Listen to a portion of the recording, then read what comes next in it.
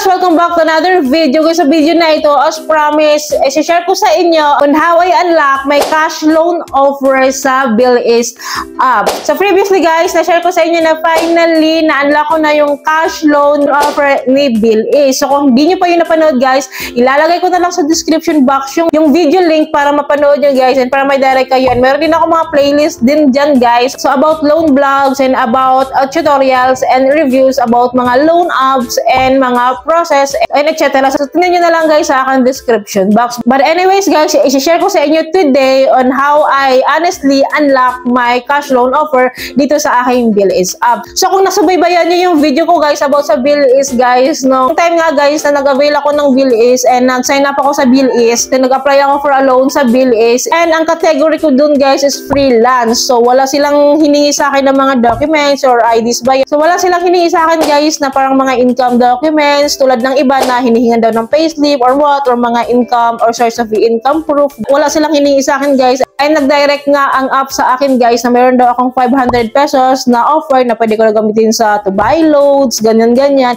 Yun ang offer talaga nila sa akin, 500 pesos. So in-avail ko yun. Then after nun guys, nung na-avail ko yun guys, so nung natapos ko na siyang bayaran, I think 1 month to pay ko lang ata siyang ginawa or 2 months, parang ganun.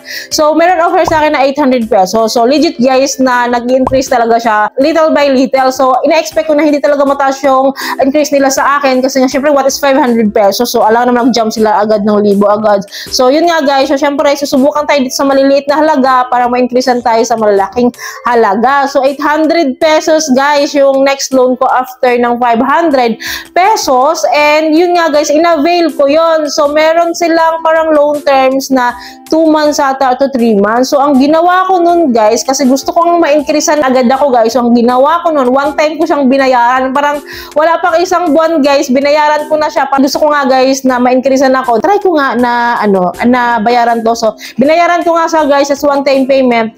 And unfortunately guys, ang offer nila ulit sa akin is 800 pesos. So yun siya guys. So naisip ko, ay na-frustrate ako nun guys. Syempre na-frustrate ako nun dahil nga binayaran ko siya agad. Syempre thinking ko nun para syempre matrack ni Bilis na good payer ako, nagbabayad ako on time or what, basta hindi ako pasaway na client nila.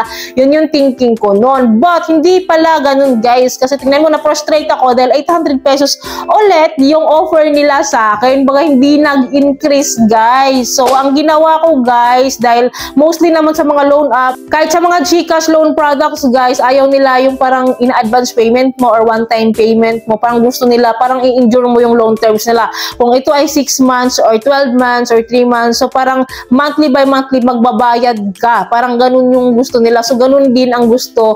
Sa thinking ko noon, ganun din ang gusto ni Bilis. So ang ginawa ko guys sa 800 pesos na in-avail ko ulit, parang binayaran ko siya ng 2 months. Parang ginawa ko talaga guys, before due, binayaran ko siya. Kunwari, month 1, binayaran ko siya before due, then month 2, binayaran ko ulit siya. Baga hindi ko talaga siya in advance. Parang sinunod ko yung long term payment niya na 2 months talaga. So nung natapos ko yan guys, actually may video ako niyan. May offer nga ako na 3,900 pesos. So yun, tumaas talaga siya and legit talaga na kapag pala tinapos mo yung long terms na yon, is offeran ka nila. Increasean nga ako ng 3,900 pesos. So legit po talaga na nag-i-increase yon kapag tinupad mo yung parang kontrata mo or parang long term payment mo sa kanila.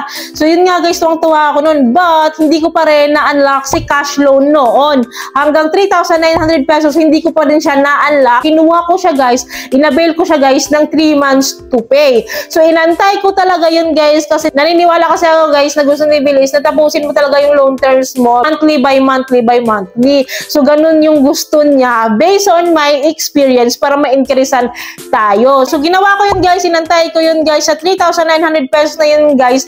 3 months to pay yun guys, and monthly nagbabayad ako ng 1,475 sa 3 months yun. Then naka 3 months na nga ako guys this August, and sa previous video ko guys, kung napanood nyo yun, binayaran ko nga guys yung last payment ko and inalam ko kung may increasean agad ako. May offer agad sila sa akin and in-upgrade nila ng higher amount yung aking loan sa kanila at na-unlock ko na nga yung cash loan ko. So legit pala talaga guys na kapag in-endure mo yung long term payment nila is mai-increasean ka talaga nila. And nag-offer nga ako guys ng 9,750 from 3,900 na ngayon ay na-unlock ko na nga yung cash loan ko. Ano ang ibig kong sabihin dito guys? guys, paano ko na-unlock yung cash loan ko. So based guys sa aking experience of course, is kailangan mo pala talaga i-endure yung long term payment mo. So huwag tayong magmadali guys na mag-advance payment or bayaran agad natin ng one time tong mga loan natin para ma-increasean tayo. Maling-maling mindset pala yun guys kasi ayaw ng mga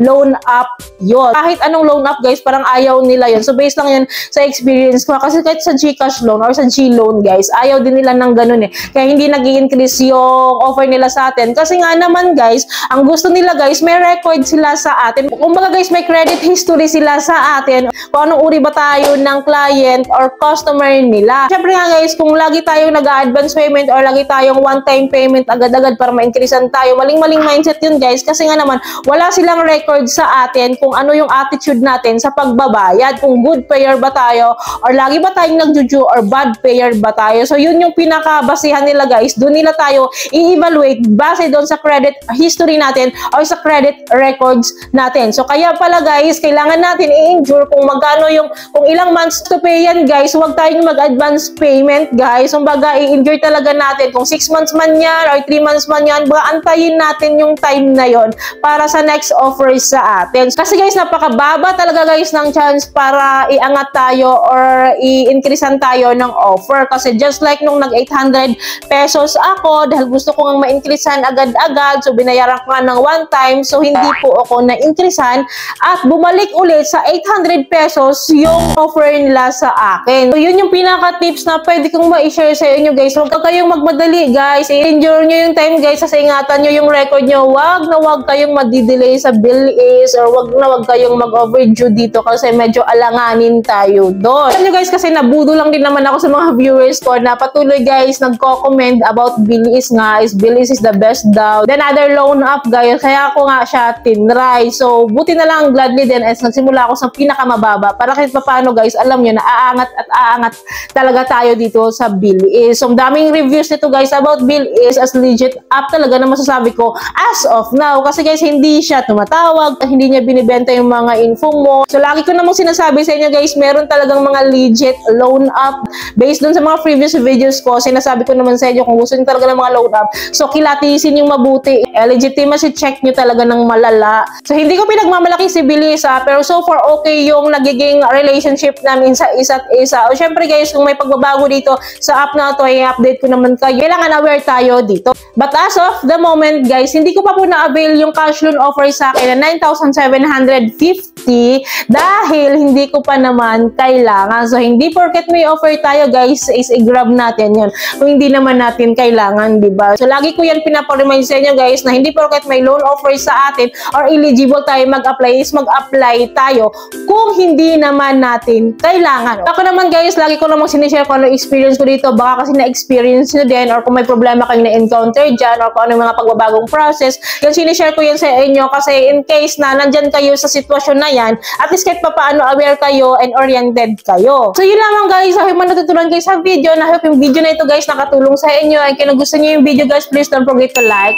share, and subscribe. And click nyo po yung bell button guys para updated guys sa mga lahat ng videos ko like this. Thank you for watching this video guys. Bye!